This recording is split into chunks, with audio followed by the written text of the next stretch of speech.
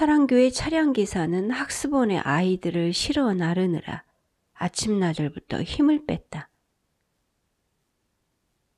등교를 시켜준 후 잠시 틈을 가졌다가 하교하는 아이들을 태워 학습원으로 데려오고 공부가 끝나면 다시 집으로 데려다 주어야 그날의 업무가 종료되었다. 아이들을 등교시킨 후 차량기사는 부인인 지순을 일터까지 출근시켜 주어야 했다.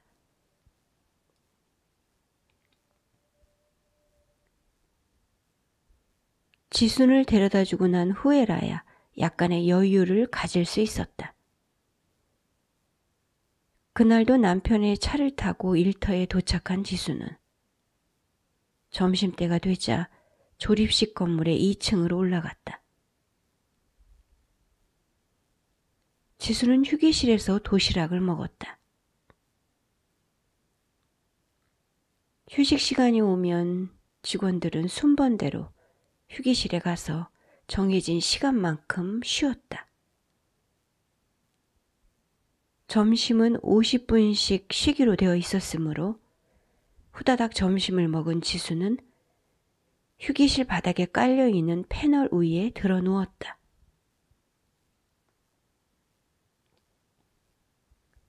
잠깐 눈을 붙이든지 아니면 눈을 감고 비몽사몽 속에 뒤척이다가 지수는 1층의 매장으로 다시 일을 하러 내려갔다. 그런데 금일은 오전부터 커피 시음을 하러 온 파견 직원에게 연거푸 얻어마신 커피 덕분인지 30잠조차 오지 않아 몸이 자꾸 뒤척여졌다.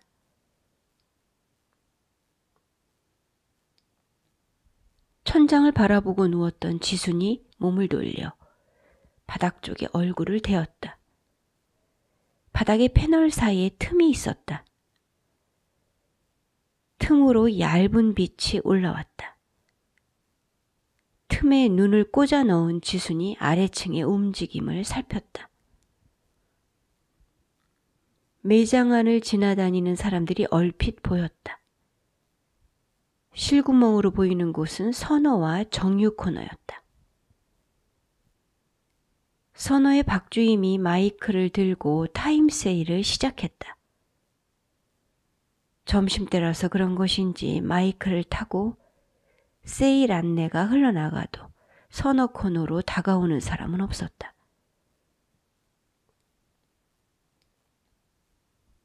그때 할멈 하나가 선어 코너를 지나갔다. 늙어빠져 힘이 없는 걸음으로 추적추적 걷던 할멈은 정유 코너 앞에서 멈추어 섰다. 세일 멘트를 치느라 정신이 없는 박주임은 정유 코너에 주의를 기울이지 않았다. 고깃간의 담당자가 없을 때 선어의 박주임이 육류를 팔기도 하는데 그는 할멈을 보지 못한 것 같았다.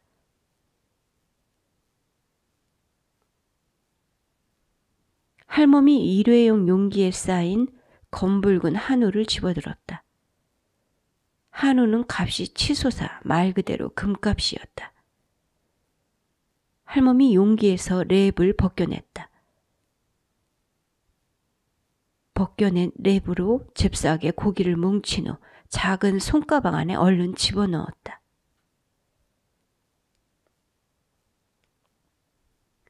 한우를 포장했던 용기는 냉장고 밑으로 밀어넣는 것 같았다. 할멈의 손목에 걸린 자그마한 손가방의 용도를 확인한 지순이 바닥 틈새에 눈을 붙박아 놓고 그 움직임을 따라갔다. 그러나 곧 지순의 시야에서 할멈은 사라졌다. 주변의 것에 일체의 시선을 주지 않고 부랴부랴 할멈이 마트를 빠져나가고 있었다.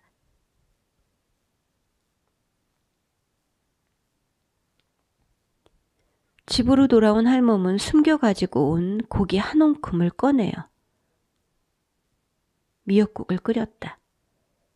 못 살던 시절과 달리 요즘은 고기가 흔하디 흔했다. 그런데도 고기 한 점을 제대로 먹지 못하고 크는 손자를 볼 때마다 할멈의 마음은 찐하기만 했다. 하여 오늘 손자의 생일에 소고기국을 끓이려는 것이었다. 고깃국에 밥을 말아 손자를 맛나게 먹이고 싶었다. 할멈이 냄비에 고기를 안치고 부른 미역을 썰기 시작했을 때쯤 집 밖에서 시끄러운 소리가 들려왔다. 사람들이 웅성거리며 집 앞에 모여 있는 것 같았다. 바깥에서 누군가 할멈을 불러댔다. 할멈이 밖으로 나갔다. 집 안으로 좀 들어가도 되겠느냐는 물음과 동시에 할멈의 허락이 떨어지지도 않았는데 카메라를 든 이들이 일제히 집 안으로 튕겨 들어갔다.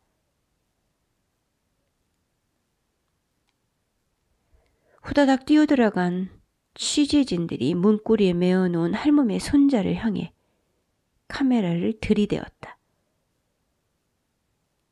찰카닥 찰카닥 사진을 찍는 소리가 연속적으로 들렸다.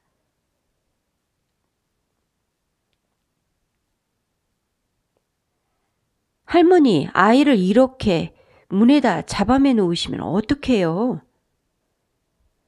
아이의 긴급 구호가 요청됐어요. 인권단체 쪽에서 연락을 받고 저희가 나왔습니다.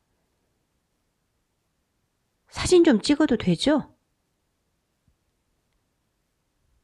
이미 찍고 있구만 뭘 새삼스레 물어요, 묻기를.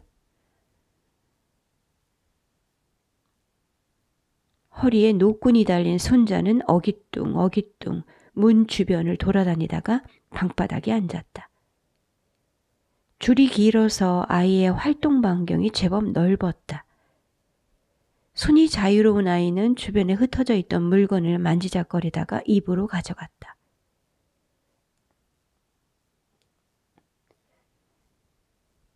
아이가 짐승도 아닌데 왜 저렇게 문에다 메어 놓으시는 건가요?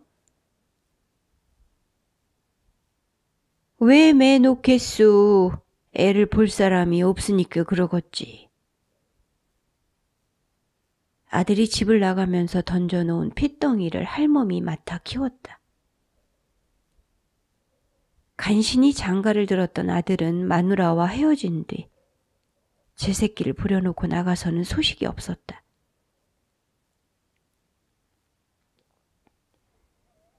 기초수급으로 나온 얼마의 돈을 딸이 족족 가져가 버리니 할멈은 늙어서도 일을 나갈 수밖에 없었다.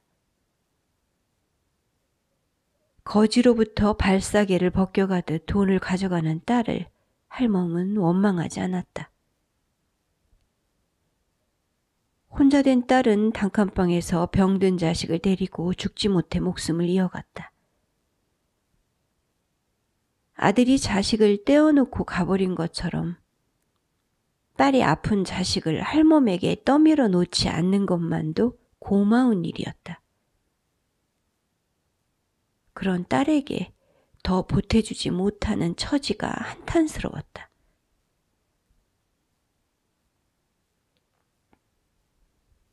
어쩌다 하루 폼이라도 팔러 나가는 날은 그래도 운이 좋은 편이었다. 외곽으로 오이를 따러 가면 오이밭의 주인은 할멈을 써주려 하지 않았다. 하우스에서 일하다가 열기를 이기지 못하여 쓰러지기라도 하면 누가 책임을 지느냐며 오이밭의 주인이 찜부럭을 했다. 폐품을 주우러 하루 종일 돌아다녀야 하는 할멈은 아이를 문짝에 잠매놓고 일을 나갔다. 통증 때문에 굽히지도 펴지도 못하는 허리 위에 아이를 들쳐업고 다닐 수도 없었다. 하지 감각이 떨어져 밭장다리로 걸은 지 오래되었다. 중간에 잠깐 아이에게 밥을 먹이러 와서도 끈을 풀어놓을 여유가 없었다.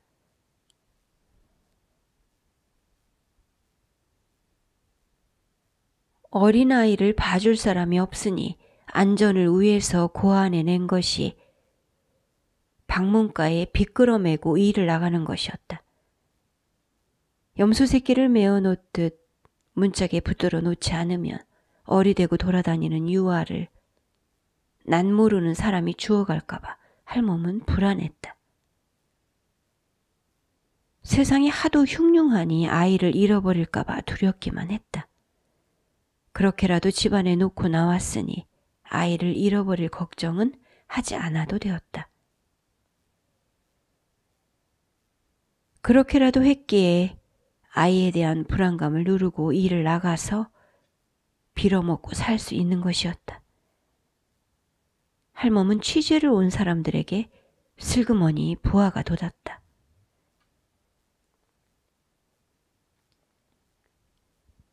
나와 내 새끼가 밥을 굶으면 니들 몫에 밥그릇이라도 내줄 테냐? 니들은 나를 나쁜 늙은이라고 말하지만 내 입장을 알면 그런 숫된 소리를 하지 못할 것이다. 니들이 먹을 밥그릇을 당장이라도 여기에 내놓을 게 아니라면 뭣도 모르고 비인도적이네 뭐네 쉬름거리지 말고 썩 물러가라.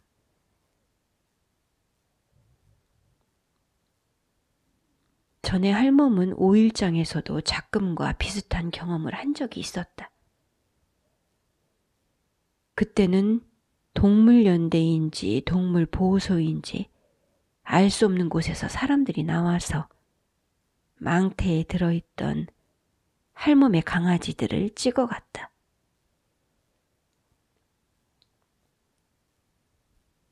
동네에 아는 이가 할멈에게 가져다 준 생물들이었다.